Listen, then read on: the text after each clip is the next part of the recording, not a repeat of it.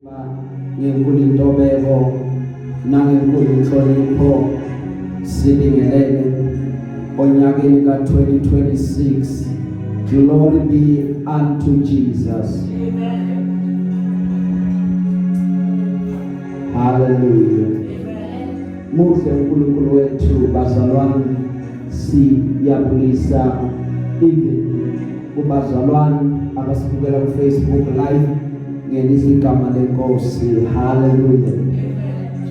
Abazalwane ababukela ama-video ethu ku YouTube siyabingelela kubona.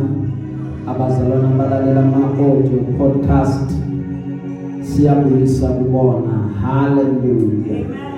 Glory be unto the living God. Siyabonga abazalwane nge-support eniyena sixhasa ngayo ngenkathi sihanjelwe ubaba Motha egameni lenkosi. Hallelujah.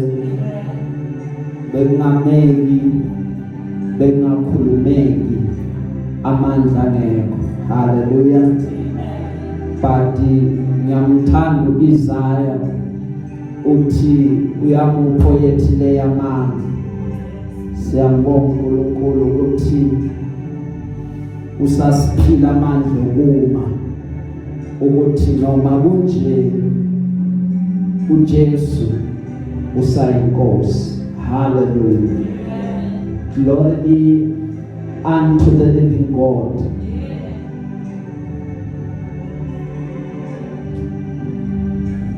Si recorda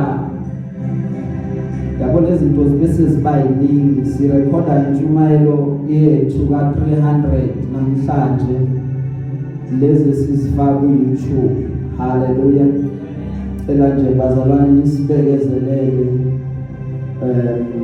khona lapho nalapho la kungekho ungahambi kahle khona, but inkosi izosiza. Hallelujah. Since waqala i-COVID we recorded intshumayelo live le eka-300. Hallelujah. Bengithi ngizoshaya izandla engathi singconywana bazalwane kunalezo. Ngithele eka-300.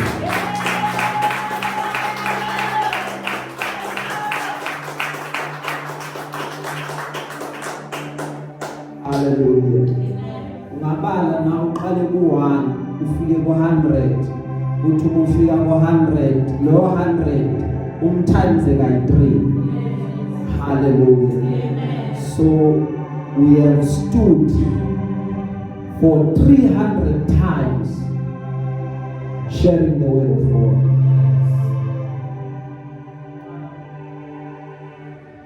Hallelujah. Amen. All 300 bazalwane, 300 inamba encane le ubala from COVID, from lockdown. Hallelujah. From 2020 until namhlanje. Hence we are recording number 300. Hallelujah. But ukushumayela kade saqala. Hallelujah. Asiqalanga ngeCovid. Hallelujah. Ngomusa inkosi sazoqhubeka isigcine isenzele umusa wayo. Hallelujah. Glory be unto the living God. Sizothi ke namhlanje humble yourself. Ungaze uthotshiswe uNkulunkulu. Hallelujah. Sizothi nebazalwane, humble yourself. Humble yourself. Impilo demands ukuthi ube humble. Noma ungabuseka kanjani, noma ungabuseka ngani, be humble. Hallelujah. Lithizwe lenkosi, the child, umakhulunywa ngoJesu, he grew both in wisdom and in stature before God and before men. Now the issue yokuba humble bazalwane, you need to ukuthi ube humble kubantu, uphinde ube humble before God. Akunakwenzeka uthi abantu ngiyabathanda ngiyoba humble kuNkulunkulu. Akunakwenzeka uthande lo ongambonanga uhluleka ukuthanda lo mbonayo. Hallelujah. Ngoba kakade vele laba bantu bathunyelwa uye uNkulunkulu ukuthi uzobaphatha kanjani. Umuhluleka abos. Umuhluleka ukuthi ube humble kuMoya. Then inkosi already yadiscard. Ingakho lithi iBhayibheli omunye obuza uma inkosi ithi kuye ngangilambile nangangiphukuhle. Ithi inkosi uye ngamsejele nangezukuzombona. Athi inkosi akukhumbuli waboshwa nini. Athi uJesu uma nikwenze kulaba nobe nikwenze kimi. Hallelujah. Qonda ukuthi konke nabo akona kwakho but ubolekiwe utshelekile. Even the very life that you have noma ungayigabisa kanjani empilo na noma ungayigabisa kanjani ukuthi mina ngimuhle ngiyabukeka ngiyathandeka but lokho kungathathwa at any given time. So be humble. Hallelujah. Philippians chapter 2 verses 5 ukuya ku verse 11. Sicela umfundisi asifundele bazalwane. Philippians chapter 2 verse 5 to 11. Isihloko sithi imitating Christ humility. 5. Your attitude should be the same as that of Christ Jesus. 6. Who being in very nature, God did not consider equality with God something to be grasped. 7. But made himself nothing, taking the very nature of a servant, being made in a human likeness. 8. And being found in appearance as a man, he humbled himself and became obedient to death, even death on a cross. 9. Therefore, God exalted him to the highest place and gave him the name that is above every name. 10. That at the name of Jesus every knee shall bow in heaven and on earth and under the earth. 11. And every tongue confess that Jesus Christ is Lord, to the glory of God the Father. Hallelujah. Sicela iphethe ngesizulu esesikhona.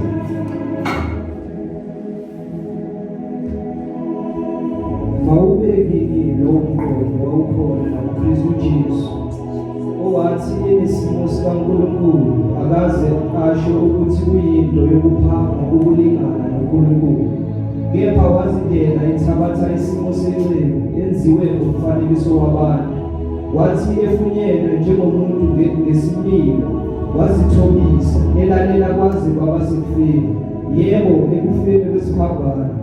Ngalokho-ke uNkulunkulu wamphakamisa kakhulu, wamnika igama eliphezu kwamagama onke, ukuze kuthi ngegama likaJesu amadolo onke aguqe, awabasemazulwini nawabasemhlabeni nawabangaphansi komhlaba, neziningi zonke zivume ngokuthi uJesu uyinkosi, uJesu Kristu uyinkosi, kube inkazimulo uNkulunkulu yise. Hallelujah. Sizovala thina sonke manje. Baba, nanti izwi lakho liyaphila, liphefumulelwe kuwena. Khuluma ngalo Nkosi namhlanje usuthise umphefumulo wethu. Khazimulisa uKristu Nkosi kuyona le ndawo. In Jesus' mighty name, Lord, we pray. Thank you, Father God Almighty. Amen. Ngelilanga bazalwane uPaul uthi landelani mina njengoba ilandela uKristu. Indlela esihamba kuyona indlela yokulandela. Hallelujah. Simlandela ukuze simfuze maqeda bese sifana naye. Hallelujah. La embusweni akwenzeki ukuthi umuntu amana phakame nje. La embusweni uthi uJesu masifunde kuye ngoba yena umnene futhi uthobekile. Uma usembusweni wakhe, uma ungathobekile ngathi ngabuza umbuzo ukuthi ufana nobani. Ngoba once you come in his kingdom, you need to follow him ukuze ubese ufana naye. La embusweni, the way up is the way down. Bazalwane, uma ufuna ukuphakama uye phezulu kufanele ukuthi ushone phansi. Angeke uphakame ngokuthi uvele waya phezulu. La embusweni kaNkulunkulu akufani nokugibela ilifti. Uma ugibela ilifti ufika upressa ukuya phezulu, upressa inamba phezulu. But la embusweni izinto zisebenza ngendlela ehlukile. Uthi mawuya phezulu maqeda ushone phansi. Sizokhumbula ukuthi uJesu ofuna ukuba mkhulu akabe inceba akanikhonze. Uma ngifuna ukuba mkhulu, isecret yombuso ithi let me be a servant, let me serve, let me give, let me honor. Then uNkulunkulu uzobese mphakamisa. Akengiphakame ngokuba ngifunde kakhulu, akengiphakame amajazi ukuthi ngifaka amajazi, but uma ngehla uNkosi yangiphakamisa.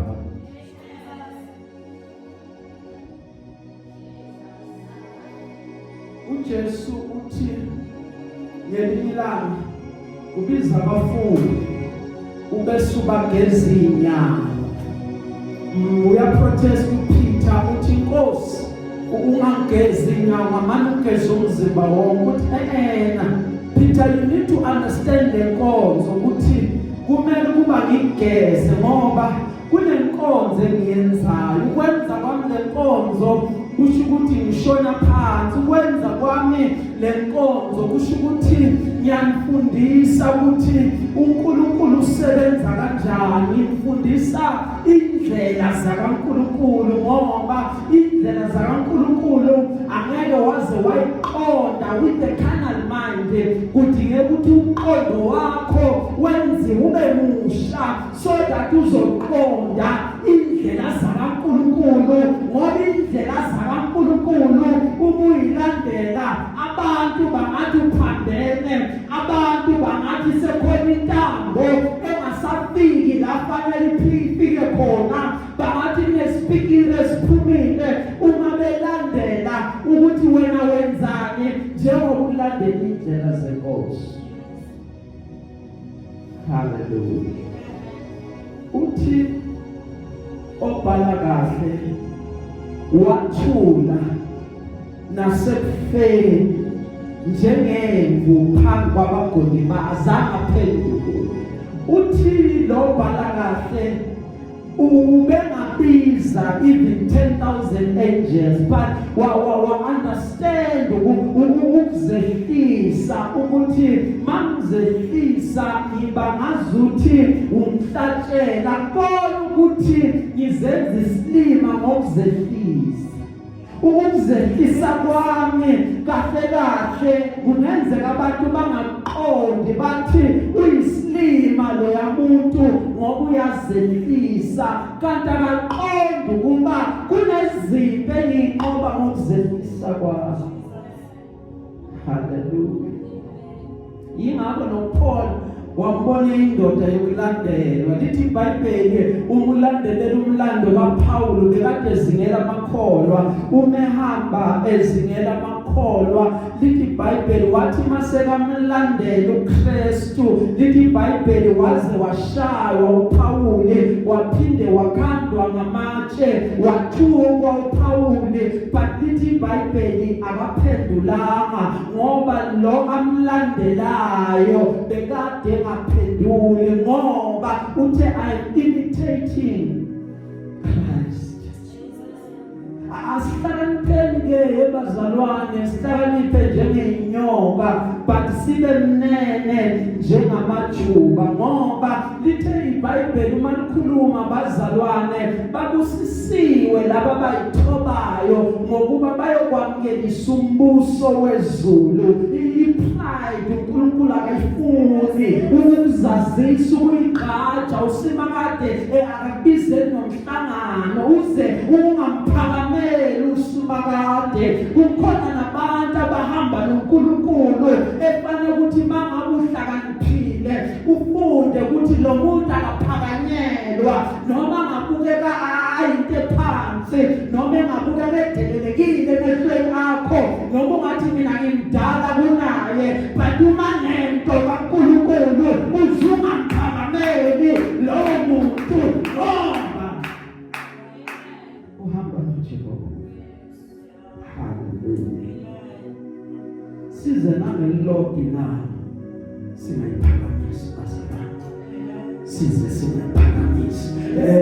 Amawethu uNkulunkulu usazosibusisa. uJehova usazosipha imoto, uJehova usazosipha imizi. Kukuningi uJehova usazosipha bona but lokho kungakwenzi ukuthi maqede nesubona ngathi umoya.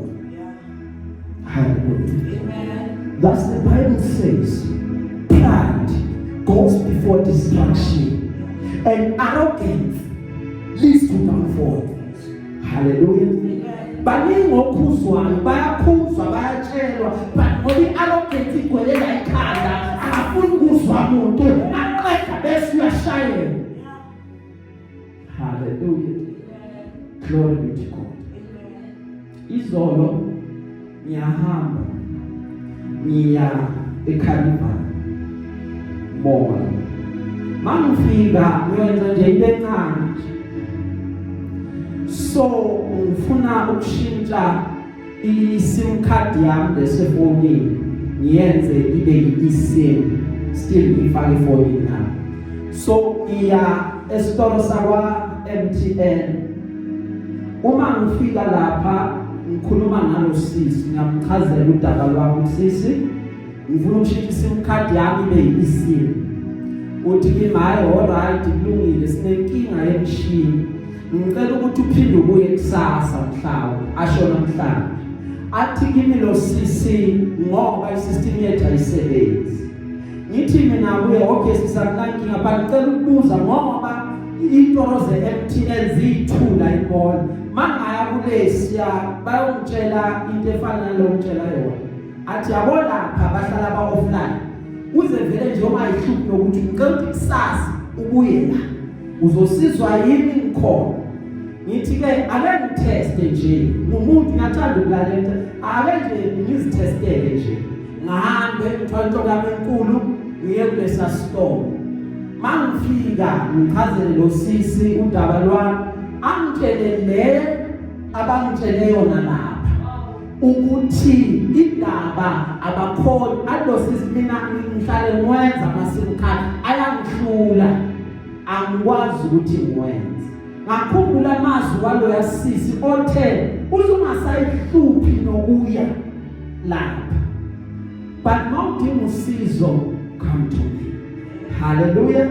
Yingakho lithe iBhayibheli arrogance leads to destruction. Hallelujah.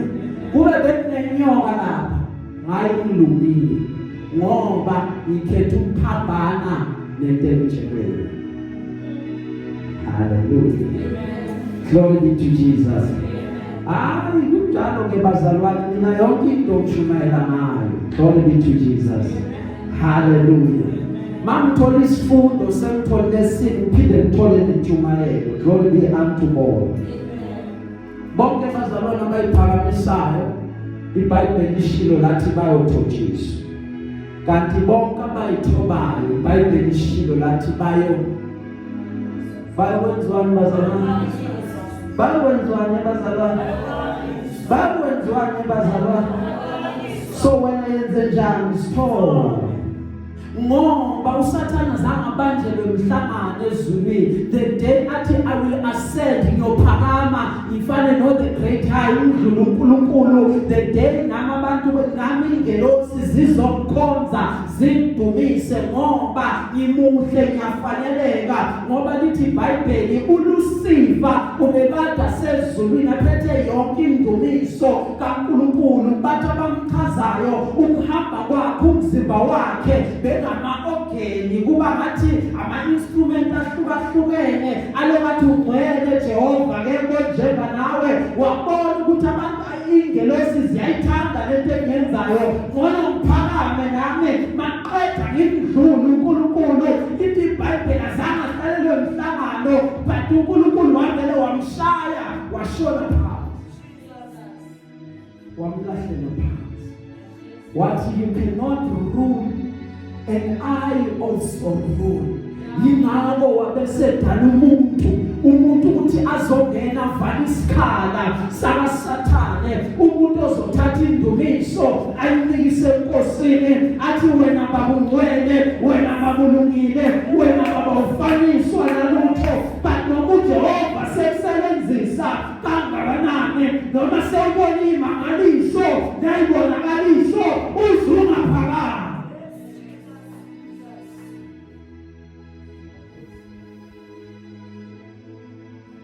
Hallelujah. Baphakama abantu bafuna ukucelwa ukuthandazwa, makumele azoyenza into esontweni ukuphakama nalo. Hallelujah. uNkulunkulu uphile izwi ukuthi uhlabelele umdumizi, mase fane sinceke thina ukuthi woza uzodumisa or woza uzothandaza ukuphakama. Hallelujah. Glory be to Jesus. Whatever, if you gather under this house, kusho ukuthi uzolalela imiso zaleli. Angeke sikutshele lokhu wena uqhamuke wenza lokhu. Hallelujah. Ngoba ithi lento maningi amasonto bewungakhonza kwezinye indawo. Ithi lento kusho ukuthi wena uthi la ukhonza khona uzophambana nabo ufuna ukulalela laba abamiswe phambi koBankulunkulu. Umbuzo wami olandelayo uthi wenzane endaweni ongafuni ukuzwa lutho yakho. Hallelujah. Ngoba lo obekwa phambi kwakho, laba babekwe phambi kwakho nemiyalo babekelwe ukuthi bakhombe wena indlela ukuthi sihamba nganansi indlela. Wathi waqala waphambana nabo, uNkulunkulu edepositele izinto kubo. It means ukuthi wena urebellious. Hallelujah. Hamba uthola umfundisi lozomlalela, uphume kuloko, ungafrustrate impilo yakho, ungafrustrate izinto uNkulunkulu afuna ukuzenza, ngoba phakathi kwethu kukhona lothi mina ngilambela uNkulunkulu, ngifuna uNkulunkulu. Mabathi sikhipha ama-10 rand ngizokhipha 10 rand, mabathi siyaklina ngizoklina. Wena uzodunga laba abafuna ukwenza okuright ubalahlekise ngoba inkinga inawe. Hallelujah. Glory be to Jesus. Ngoba ngeke sakubalekela abazalwane ukuthi sisithembe ngiyakwazi mina ukuthi I'm not everyone's cup of tea. Hallelujah. Angeke ngithande ibona bonke abantu. Ngathi namba zabantu noma mhlala phansi ngibalalela abafundisi, kukhona lo engimuzwa kangcono kunomuntu. Kungesiko ukuthi abashumayeli ivangeli bonke babe belishumayela, babe bagenuine, but khona lo oresemble nayo ngoba uphethe into yakho. Hallelujah. Khona uzokhuluma uzwe ukuthi I the message akuyona yami, I can't relate. Not ukuthi siyamzonda but I'm failing to relate. Hallelujah. Ngoba sinabantu sinama preference nezinto esithandayo, sinale ndawo sibize kuzona. Hallelujah. Uzosfrustrate nawe umuhlala endaweni kanti udetermine ukuthi angikulandela imiso zakho, ngoba ufike endaweni yogqobo and ugqobo ongalihloniphi alikusebenzile. Hallelujah. Angibona ngizokubeka izandla ukuthandazela mara ngeke kwenzeke nje. Because this is a heart matter. uJesu engabaphilisi nje, bengaphilisa ngoba lo amphilisayo ukholiwe. So mina ngizokwenza if uzoza ungakhona. Uzokuthini? Hallelujah. Fanele ukhole ukuthi leli iphethe system, iphethe into yakho idingayo, yimo uzosuka uze ukuze mangukhuleke kwenzeke i-exchange bese uyamkela isibusiso sakho. Hallelujah. But what says an attitude says analoga ayikho into ezokulungela. Hallelujah. You're just wasting time. Glory be to Jesus. So 2026, you are not wasting time. Says this is because they are effective and it's just start as a mixer somewhere. Hallelujah. Ngokugeza kwakho uzela uyilungisele. Yimako we try by all means ukuthi yonke into siyenza kahle siyayenzisisa. So that now ungaropheki. Uthi mawuphuma lapha enyama uthi ngaze ngasiwaste isikhathi sami. Akube manje ngakhiphi washing ngaze. Nokuthi ngiyela ngoba ngitholanga next. Hallelujah. uNkulunkulu umelene nabayiphakamisayo. Kodwa ubonisa umusa kwabathobekile.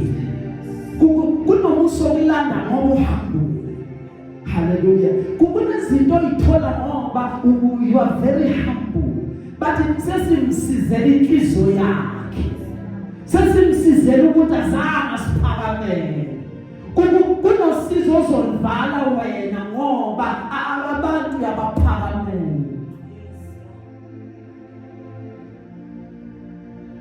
Masizithobele bazalwane. Khona inkosi yakusiphakamisa. Let us be humble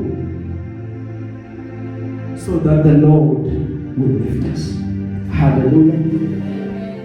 Asenzela abantu size singayiphakamisi size singayikhukhumezi but sihlale siyithobe njalo khona lokuzobona sizobona inkosi isiphakamisa sobona inkosi isithatha down yosibeke endaweni ephakeme uJehova yosithatha endaweni ephansi maqeda siphakamisa usibeke endaweni ethe.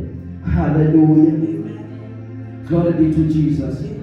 Asithobeni abazalwane khona inkosi izothola udumo ngempilo zethu. Ngoba the more we become humble as sifundile in the scripture, it is the more inkosi idunyiswa ngempilo zethu.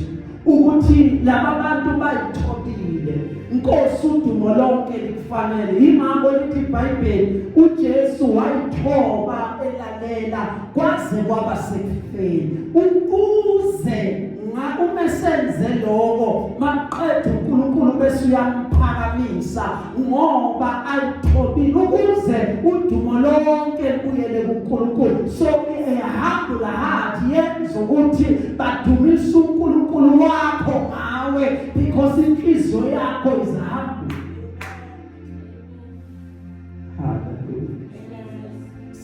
Singabonga ubuso thina bazalwane sizwe singakhohlwa lo.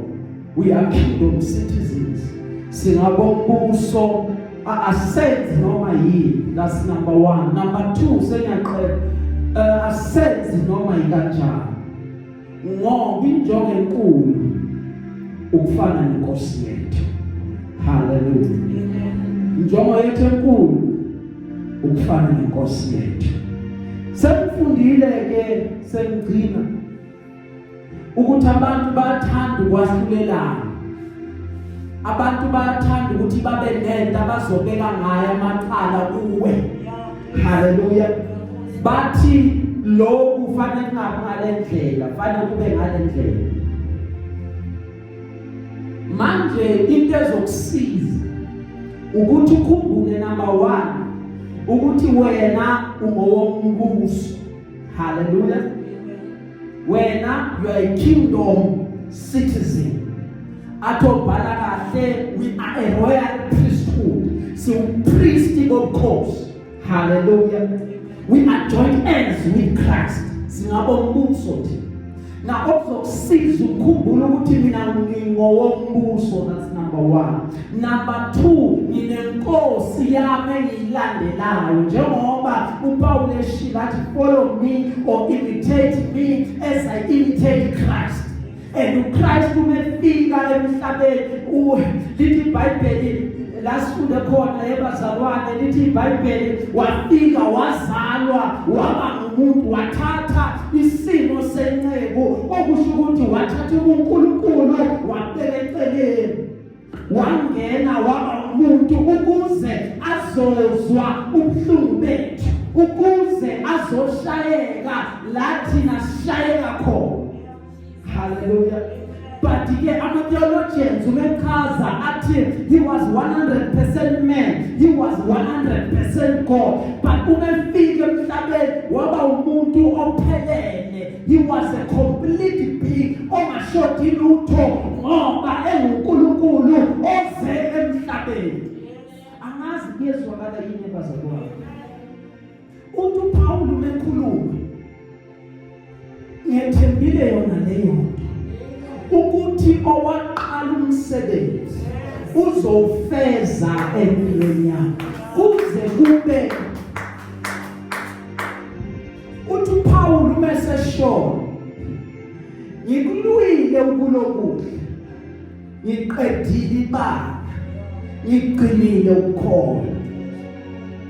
Hallelujah. uJesu ayesiphambanweni ufuna ukuvezela now umefika esiphambanweni he was complete engashoti ngalutho. uJesu impilo yakhe akukho la athi khona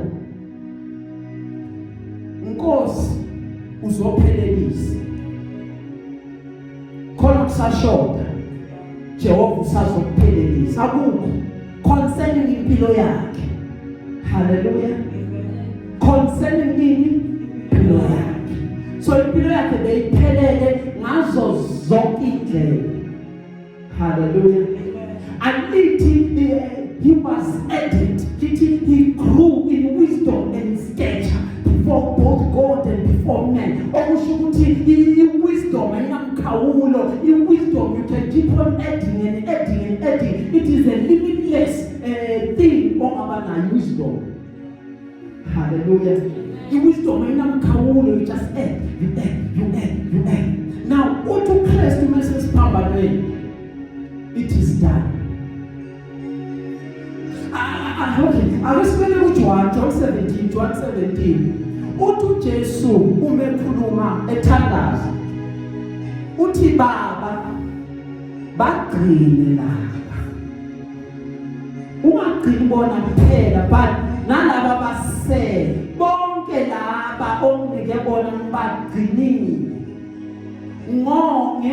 apart from indodana yokulahla uJudas. But bonke I have kept them, that which you have given me. So yena ubephelele engashodi malutho.